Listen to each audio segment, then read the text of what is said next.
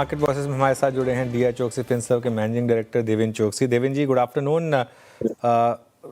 सबसे पहले तो ये जानना चाहूँगा कि क्या मार्केट में आज जो रिकवरी आई है सर्जियो गौर की स्टेटमेंट के बाद, उसे कितना पॉजिटिवली लिया जाए? क्या ये जस्ट एक डेड कैट बाउंस है, शॉर्ट कवरिंग है, या वाकई में मार्केट उस स्टेटमेंट से वापस एक सेकेंड लीज ऑफ लाइफ मिली है मार्केट को? अनुज, गुड आफ्टरनून। वेल, मैं ऐसा मानता हूँ कि आई थिंक मायने यही हिसाब से रखता है कि अगर ये डील साइन हो जाता है तो सबसे पहले मार्केट के अंदर जो रिजल्टेंट फैक्टर जो हुए हैं उनका यहाँ पे एक कंट्रोल होना शुरू हो सकता है। And one point I think which is very obvious and clear कि हमारी जो करेंसी जो हिसाब से घटी है वो हिसाब से आई थिंक एक नेगेटिव फील डेफिनेटली आ रहा है कि I think we are going to have relatively higher amount of challenges on that front. But I think more importantly अगर ये डील कंप्लीट हो जाता है and I think it is win win kind of a deal जो complete होता है, तो in that case I think we are likely to see our currency also stabilizing and our market also stabilizing. Currency stabilize होती है तो I think market के अंदर ये जो थ्रेट है विड्रॉवल की, वो विड्रॉवल की थ्रेट निकल जाएगी। Because today I think people are FI के जो फंड्स विड्रॉ हो रहे हैं मार्केट के अंदर, उसका मेन कारण ये है कि I think they are not having confidence in currency. In fact I think they talk about 3 digit rupee to a dollar. So that is where I think the challenge is. If this issue get resolved, then currency depreciate नहीं होती है, and I think this is going to be a main factor. Second most important part, Indian domestic economy, frankly, I think is doing very well.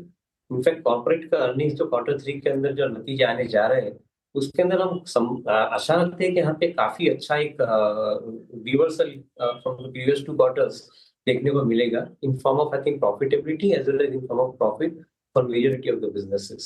So we feel that I think given the strength of the fundamentals and if the possibility of I think the currency not depreciating further, this is a formula for market to recover, and that is what I think the market has realized possibly today. I think otherwise this is going to be I think a good challenge for the market to survive if the continued sell-off takes place from the FI side. Devendra ji नमस्कार। जैसे कि आपने बोला कि हाँ, forex market को एक comfort मिलेगा और वो एक बहुत महत्वपूर्ण चीज़ होगी। Sir, mid cap small cap में काफ़ी बड़ा प्राइस डैमेज हुआ। That's all about I think sentiment as well. Mid caps में स्मॉल कैप में आपका व्यू क्या है? अगर ये वास्तविकता में जिसको बाजार सोच के चल रहा है आज, वो कन्वर्जन होता है उसका, मिड कैप स्मॉल कैप का टेक, और स्पेशली कुछ स्पेस लाइक टेक्सटाइल जो सबसे बड़े ज़्यादा हैमर हुए थे, उन पे आपका टेक क्या है? कहाँ रिकवरी सबसे स्ट्रॉन्ग एक्सपेक्ट कर रहे हैं आप मिड कैप स्मॉल कैप में? I think price correction has been very, very significant in some of the good quality mid-cap companies. मैं समझता हूँ कि वहाँ पे नजर पहली होनी चाहिए। कोई स्पेसिफिक स्टॉक का नाम नहीं देना चाहूँगा इमीडिएटली, परंतु एक चीज डेफिनेटली है कि जिनके फंडामेंटल स्ट्रॉन्ग है और प्राइस के अंदर करेक्शन शार्प आया है, तो कंपनियों को आई थिंक सबसे पहले रिकवर होने का एक स्कोप मिलेगा।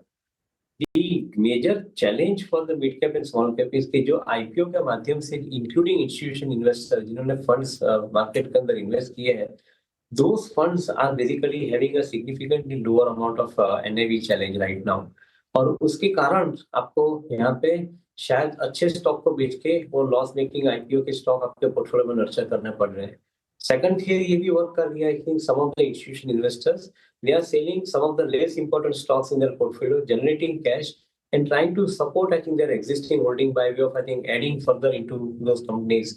कि नर्वस मार्केट के अंदर नीचे नहीं जाए प्राइस के लिए भी I think these people are putting in some amount of money. So these both theories are currently working and that has resulted in I think a fall into the mid cap and small cap stock prices. मैं मानता हूँ valuation जब तक ठिकाने पे नहीं आते तब तक ये चैलेंज रिस्पेक्टिव कंपनीज के अंदर शायद चालू रहेगा। ओके, वैल्यूएशन भी एक बड़ा कंसर्न है। देवेंद्र जी, गुड आफ्टरनून। Q3 आपने कहा अर्निंग्स बेहतर आने की उम्मीद है, लेकिन दो बड़ी सिरदर्द अभी भी मार्केट में है। एफआईज की ओर से सेलिंग जारी है, ट्रेड डील अभी भी एक सिरदर्द बना हुआ है। अगर कल सर होपफुली अगर कुछ इसके और कदम बढ़ाए जाते हैं तो कौन से स्पेसेस सेक्टर्स लगते हैं आपको सबसे बड़े फायदे में होंगे?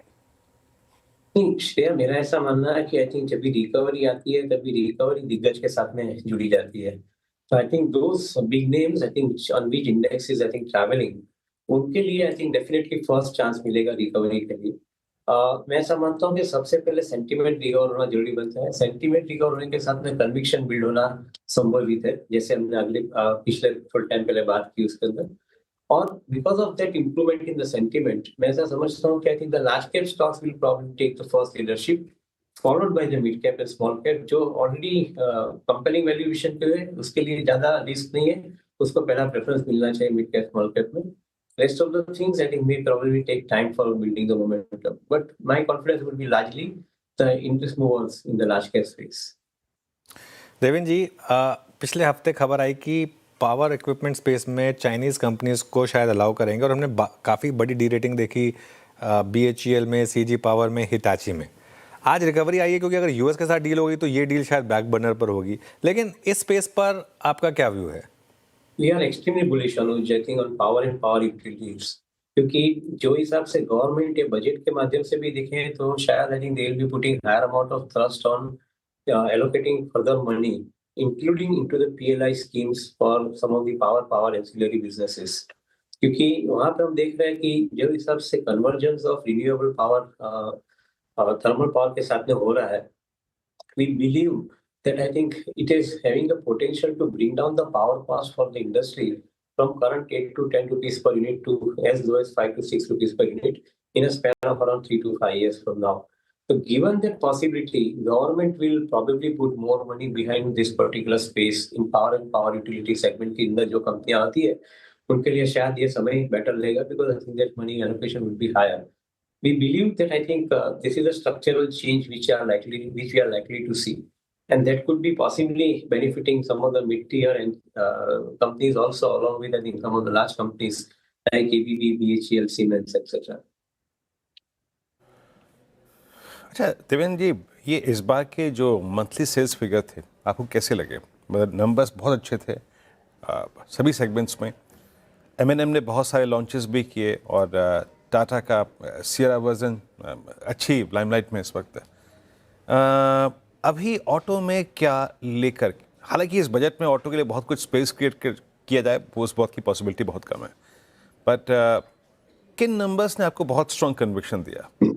और टू व्हीलर स्पेस जहां पर अभी भी ऑल टाइम हाई से स्टॉक एक डिफरेंशियल मेंटेन करके चल रहे हैं, अगर कोई खास स्टॉक अगर आप मेंशन कर पाए तो please. So commercial vehicle tractors and farm equipments उसके अंदर मेरे ख्याल से आई थिंक सबसे एक अच्छी ग्रोथ देखने को मिली है. यहाँ पे एक चीज उभर के आती है कि गवर्नमेंट एक तरफ I think allocation of fund बढ़ाती है because of I think building the logistic management system under the Gati Shakti projects. मैं ऐसा समझता हूँ कि I think this is going to be a good move for most of the commercial vehicle companies particularly. तो auto के अंदर commercial vehicle would be remaining my preference for good. Second thing I think जो electric vehicle के माध्यम से जो कंपनियां जुड़ी है, फिर बजाज ऑटो का चेतक हो या महिंद्रा एंड महिंद्रा के बॉन इलेक्ट्रिक व्हीकल्स हो, I think those kind of companies have relatively higher amount of consumption. Wallet जो है उसके अंदर से उनको ज्यादा शेयर मिल सकता है बिकॉज मैं ऐसा समझता हूँ कि I think with the new buyer is definitely wanting to have a choice on the electric vehicle, be it in two-wheeler space or be it in four-wheeler space. And in this case, both these companies in their respective cases, I think are very well positioned in my viewpoint. Okay, ये view हो गया sir आपका auto space को लेकर. लेकिन देवेंद्र जी, हम बस 14 trading session दूर हैं बजट से, और ऐसे में बजट से आपकी क्या एक्सपेक्टेशंस हैं, साथ ही उसको मद्देनजर आप कौन से स्टॉक्स या स्पेसेस पर अभी बुलिश नजर आ रहे हैं?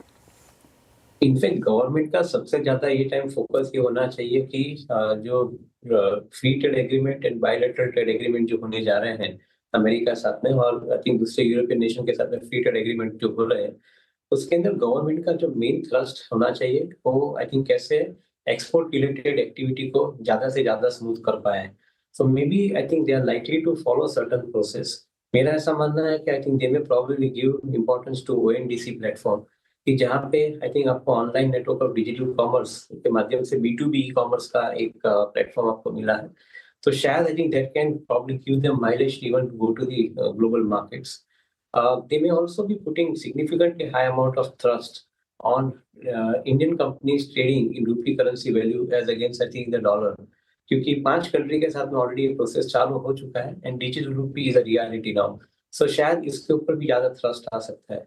अदरवाइज जो मैंने बताया उस हिसाब से लॉजिस्टिक के ऊपर और रिन्यूएबल पावर सेगमेंट के अंदर जो थ्रस्ट आना है because of I think the resultant benefit that it will bring to the economy, उसके लिए गवर्नमेंट की प्रपोजल PLI स्कीम के माध्यम से आ सकती है. So that is I think our expectation, at least in the immediate term we are seeing this possibility. फिर देवेंद्र जी बहुत बहुत शुक्रिया, आप इस कार्यक्रम में शामिल हुए, सभी सेक्टर्स पे बात किया आपने, अपने व्यू शेयर किया, बहुत बहुत शुक्रिया.